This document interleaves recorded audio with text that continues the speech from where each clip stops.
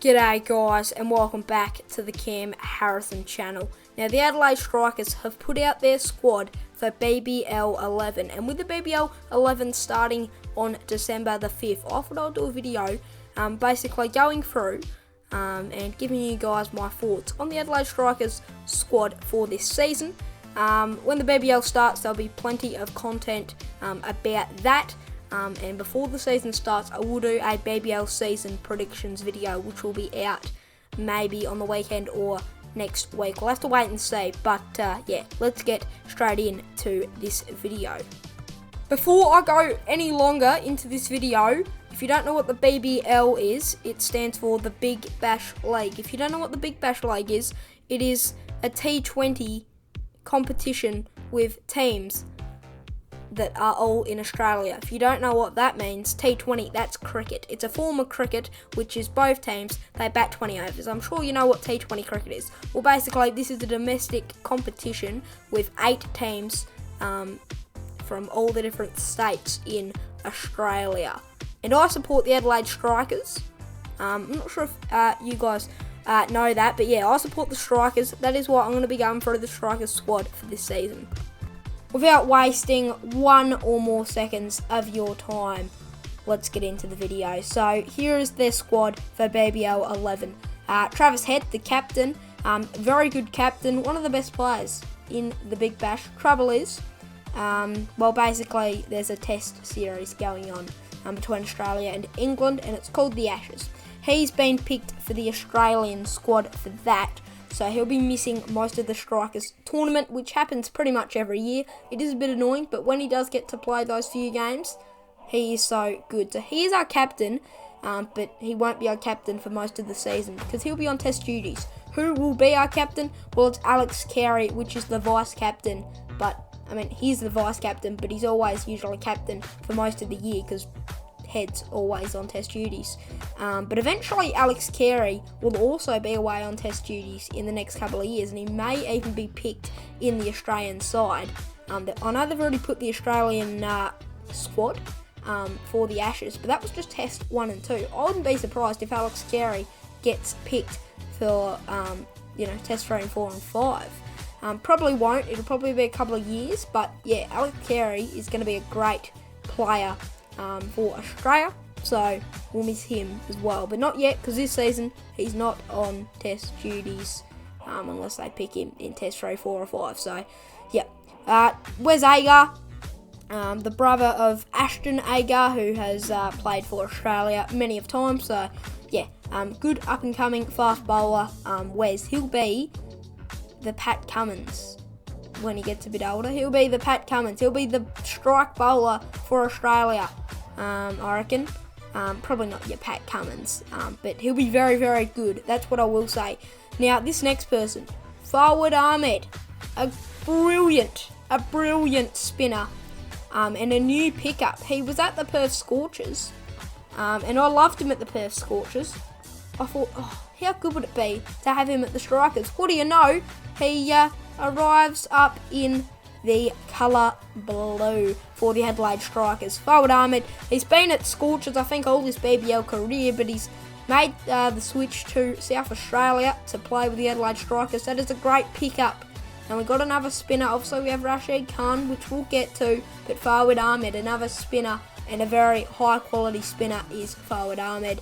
Alex Carey, our vice captain, which, as I said earlier in this video, he'll pretty much be our captain for most of the tournament, as Travis Head, who is our captain, will be away on test duties. But as I said as well, Alex Carey in a couple of years, maybe even sooner, will be on test duties as well, which is annoying because they're our two best bats. Head and Carey, they're our two best batters. So Carey, it'll be annoying when he goes to play test in a couple of years, maybe even sooner. But for the moment, we've got him, and he'll be very crucial and very vital to our season. Harry Conway, yeah, not much to say about big hazard, but nah, he's very tall. I believe he's very tall. He's tall, but nah, tall, quick, fast bowler, and he'll be good for our season. George Carton, the first international player. We only have 2 this year, international players. The first one, George Carton from England. Yeah, I reckon he'll be quite good. Good pickup from the Strikers to get George into the team. Yeah, he'll be vital for our season. Ryan Gibson, he's a good sort of person. He reminds me of a bit of a Matt Short, a Ryan Gibson, just your sort of filler. I think batting at, I think they bat at 6, 7. But yeah, it just reminds me of that spot, like your Gibsons, your Shorts, those sort of people that don't, like, they sort of just fuel the team up. But they're worth more than that. They're good players, both of them, and Gibson is a very good player. Spencer Johnson, I believe he's a new pickup, and he'll be a very good player, I do reckon, Spencer Johnson.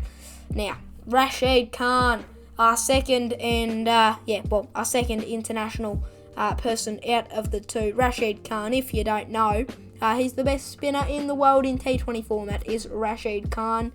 He's been at the Strikers for many seasons now. So yeah, he's going to be a great inclusion, as he always is, to our team. Yeah, he's a great person to have, is Rashid Khan, and he likes the Strikers. He fits in well, and he's going to be vital to our upcoming season, as I said before. Harry Nielsen, our backup wicket keeper. Yeah, obviously Carey is our keeper, and he'll be playing this season. He might miss a game or two. I think he did a couple of last year when Nielsen come into that position. But it'll be interesting when Carey goes to test duties in a couple of years or sooner. If he does, I'd say he would, with his quality. Do we get another keeper? Or do we just go with big Harry Nielsen? I reckon they'll get another keeper, but yeah, Harry Nielsen, he's handy as a backup wiki, but I reckon he could be placed ahead of maybe your Ryan Gibsons, your Matt Shorts, in that, I think, 6th batting position. We know he's the keeper, but Carey can still keep. We'll use him for his batting, and he can still field, alright? I reckon we should use him a bit more. That Australia XI game, Prime Minister's game, I don't know when that was, he did well there. I think he opened that game. He's not an opener usually, and he wouldn't fit in because we've got a few openers in our team. But yeah, he's very good with the bat. I reckon we should use him, even if he's not behind the wicket with the gloves on. Who else have we got? Liam O'Connor, good spinner. Matthew Renshaw, big player. Very big player, very important player. Matty Renshaw. He was at Brisbane Heat, but I think last season he made the move to South Australia and went to the Strikers. I mean, of course he went to the Strikers if he went to South Australia. This is the only team in South Australia in the BBL at the moment. Yeah, Matthew Renshaw, I rate him highly. He has played for Australia before. He's in the Australia A squad, so potentially might miss a few games, but he is a very important piece to the puzzle. Just fits in nicely, does Matthew Renshaw. And I reckon Australia, he should be in the squad. Not the Australia A, the Australian squad. It's good that he's not for the Strikers, but I reckon he could be used as a great opener with David Warner. I really rate Matt Renshaw a lot. Liam Scott, good. Matt Short, another one of those sort of filler players, I describe them. You know, your Ryan Gibsons, your Matt Shorts. I'm not sure if anyone else sort of feels that, but that's what I'm sort of feeling a little. They're a bit of a filler player, just fills in, but you know, they're quite good, and I reckon Matt Short is quite good. Jake Weverald, big hitter, an opener, very important piece of the puzzle. Jono Wells, well, he was the quiet achiever, but the amount of times when he walked out to bat, the commentator said, "Oh, the quiet achiever." Well, you keep saying he's a quiet achiever. He's not going to be a quiet achiever anymore because you keep branching out about him. But, nah, he is a quiet achiever. He's quiet, gets his job done. Very good player. Jono Wells, yeah, he's just that player that you love at a club. The quiet achiever, the one that doesn't talk a lot, he does get involved, but you know what I mean? He's not your big name player, the one maybe you forget about, but he's there. When you need him, he can stand up and deliver. And then got Dan Weverald, which was a good pickup from the Melbourne Stars. I think we got him last season. He played last season. Bowls that usually for that first over, and the amount of swing he gets in the first couple of overs is very, very good. So I rate Daniel Weverald a lot. There is the squad for BBL 15. A few new inclusions, a few that have left. One I'm very, very not happy about is, where is Phil Salt? Phil Salt, he is such a good player. I rate him. He's been there the last couple of seasons, I want to say, for the Strikers, and I rate him as a cricketer. I think he's very good. He was our opener, so it was Phil Salt and Jack Weverald, and he just went. He's a bit of a Jack Weverald sort of player, just absolutely went hard from the front. He's just not playing this year. But Alex Carey, he used to open, but he's become that sort of 3 or 4 sort of player. Depends, usually 3, but it depends where when Head's in the team, he might drop down one. Renshaw, he's an opener. We got plenty of other openers that can fill Phil Salt's position, but I'm still annoyed at that one. But hey, we got Forward Ahmed, okay? So, that's good. And we got a couple of other inclusions. That'll be it for the video.